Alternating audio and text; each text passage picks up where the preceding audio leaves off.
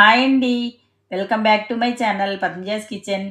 ఈరోజు గోరుచిక్కుడుకాయలతో masala gravy curry ఎలా చేయాలో చూద్దాం రండి. గోరుచిక్కుడుకాయలతో ఎప్పట్లాగా ఫ్రై లేదా కర్రీ కాకుండా ఇలా మసాలా గ్రేవీ కర్రీ సింపుల్గా టేస్టీగా చేసుకోండి. ఇది చపాతీ, రోటీ, రైస్లోకి చాలా బాగుంటుంది. అలాగే ఈజీగా చేసుకునే ఈ కర్రీ ప్రాసెస్ ఎలాగో చూద్దామా? ఇప్పుడు స్టవ్ వెలిగించి ప్యాన్ పెట్టుకుని దానిలో 3 స్పూన్స్ పల్లీలు వేసుకుని 2 నిమిషాలు వేయించుకోండి.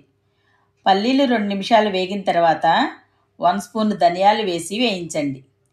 ఇప్పుడు దానిలో 1/2 స్పూన్ జీలకర్ర వేసి ఇవన్నీ దోరగా వేయించుకుని ఒక ప్లేట్లోకి తీసుకోండి.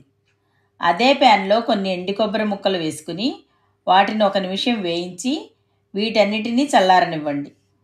ఇప్పుడు ఒక మిక్సీ జార్ తీసుకుని మనం వేయించుకున్న వాటిని జార్లో వేసి వాటితో పాటు 6 వలచిన వెల్లుల్లి రెబ్బలు, 1½ స్పూన్ కారం వేసుకుని మెత్తగా గ్రైండ్ చేసి పక్కన పెట్టుకోండి.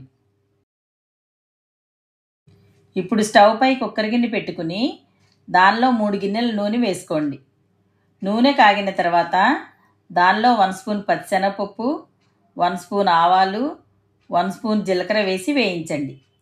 ఇవి వేగిన తర్వాత కట్ చేసుకున్న ఒక ఉల్లిపాయ ముక్కలు, 3 పచ్చిమిర్చి, కొంచెం కరివేపాకు వేసి వీటన్నిటినీ 2 నిమిషాలు వేయించండి. ఇప్పుడు దానిలో 1/2 స్పూన్ అల్లం వెల్లుల్లి పేస్ట్ వేసి అల్లం వెల్లుల్లి పచ్చివాసన పోయే వరకు వేయించండి. ఇప్పుడు దీనిలో సన్నగా కట్ చేసి పెట్టుకున్న 3 టమాటాలను వేసుకుని టమాటాలు మెత్తబడే వరకు కలుపుతూ వేయించండి. టమాటాలు మెత్తబడిన తర్వాత దానిలో ముందుగా కట్ చేసి పెట్టుకున్న 1/2 కిలో గోరుచిక్కుడుకాయలని వేసుకుని అంతా కలిసేటట్టు బాగా కలపండి. ఈ కర్రీకి గోరుచిక్కుడుకాయలని ముందుగా ఉడికించాల్సిన అవసరం లేదండి. ఇప్పుడు దీనిలో 1 స్పూన్ సాల్టు, 1/2 స్పూన్ పసుపు వేసి మరోసారి అంతా బాగా కలిపి కుక్కర్ మూత పెట్టి మీడియం ఫ్లేమ్లో 5 నిమిషాలు మగ్గనివ్వండి.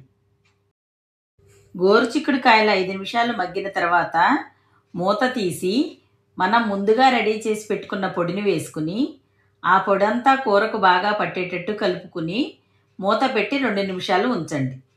ఇలా ఉంచడం వల్ల కూరకు మనం వేసిన మసాలా ఫ్లేవర్ అంతా పడుతుందండి.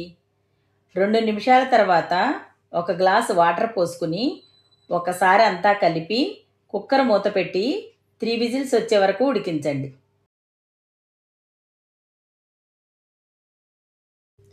ఇప్పుడు కుక్కర్లో ఆవిరంతా పోయిన తర్వాత మూత తీసి ఒకసారి అంతా కలుపుకోండి.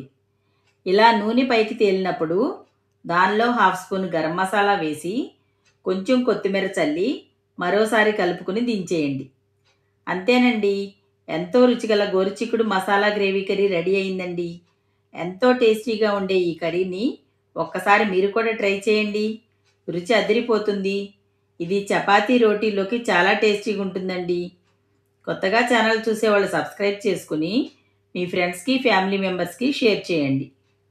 మేము పెట్టే ప్రతి రెసిపీ మీకు నోటిఫికేషన్గా రావాలంటే పక్కనున్న బెల్ ఐకాన్ క్లిక్ చేసి ఆల్ అనే ఆప్షన్ సెలెక్ట్ చేసుకోండి.